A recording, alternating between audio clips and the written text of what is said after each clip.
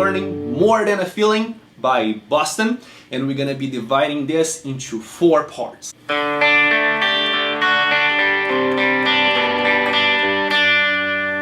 So we're gonna start with a 0 on the D, 3rd fret on the B, 2nd fret of the G, then 3rd fret of the high E, back to the 0 of the D. Okay? Whenever I'm doing this, I like to think that I am in a D major shape with the pinky on my 3rd fret there, which technically is a D sus4 there. So one more time. Then we're gonna go to the 2nd fret of the high E, 3rd fret of the B, and then 0 of the G.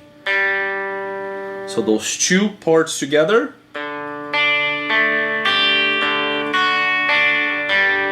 Then we're gonna have 3rd fret of the A, 0 of the G string, 3rd fret of the B, 2nd fret of the A, 0 of the G, 3rd fret of the B again, and then 3rd fret of the low E, and then 3rd fret of the B.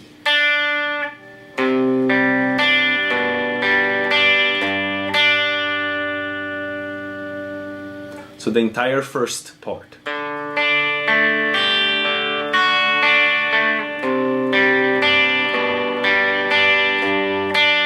Then we have a tiny little variation that starts with the 3rd fret of the A, 0 on the high E, 3rd fret of the B, 0 on the G, back to the 0 of the high E, 3rd fret of the B, 0 of the G, and then 3rd fret of the high E.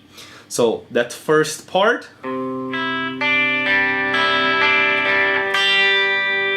Then 2nd fret of the A, 0 of the G, 3rd fret of the B, back to the 0 of the G, 3rd fret of the high E, 3rd fret of the B, 0 on the G, and 0 on the B. So this little variation together.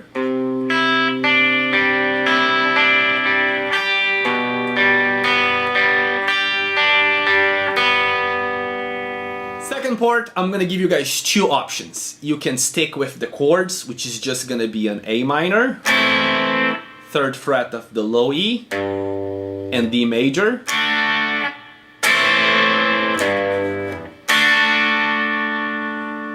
Or you guys can do that tiny little solo on top of that sounds.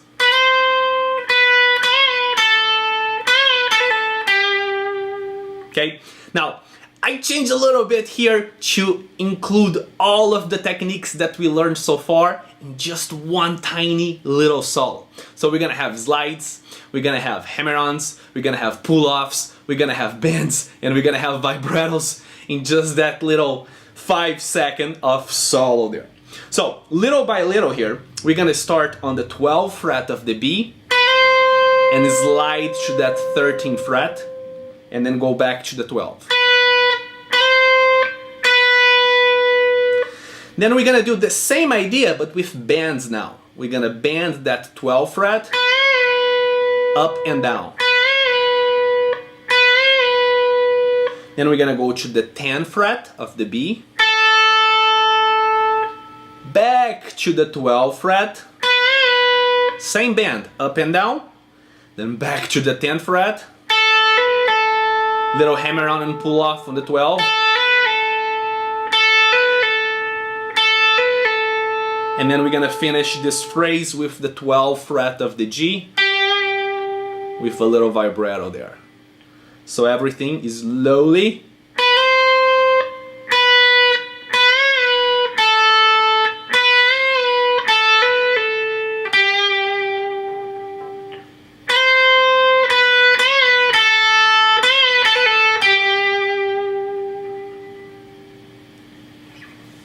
Which takes us to the most fun part to play on the song, which is the chorus. All done with power chords. We're gonna have a G power chord, 3rd fret of the low E, a C power chord, 8th fret of the low E, an E power chord, 7th fret of the A, D power chord, 5th fret of the A, and another C power chord now on the 3rd fret of the A. So we're gonna have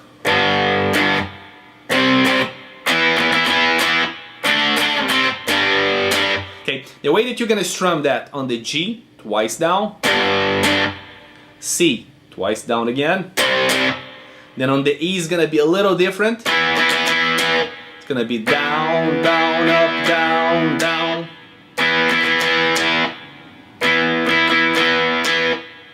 To the D, twice down, to the C, just once down, to repeat everything again.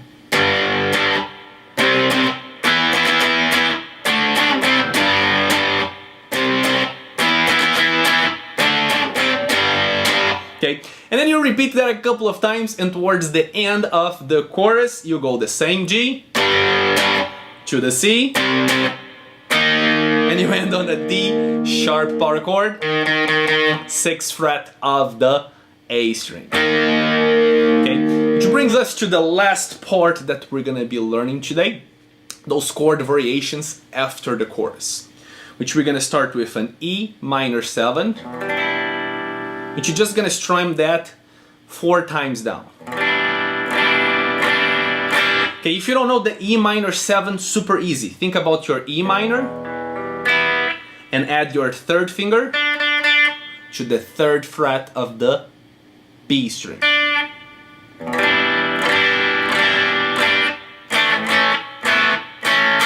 Now this little passage, think of an A major with your 3rd finger on the 3rd fret of the B, which is A sus4.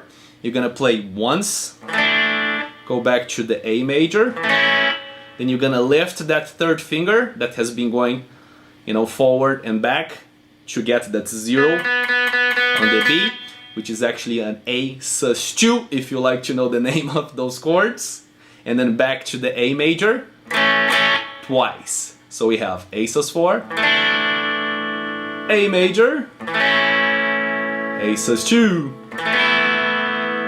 A major, and we're gonna take this to a G major,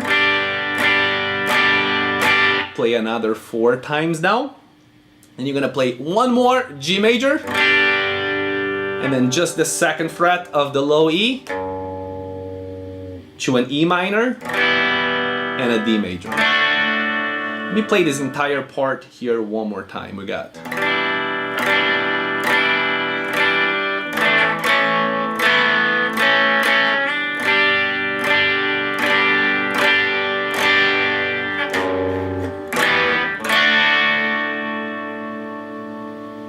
Thank you guys so much for watching this. I hope you guys had fun, and I'll see you guys next time.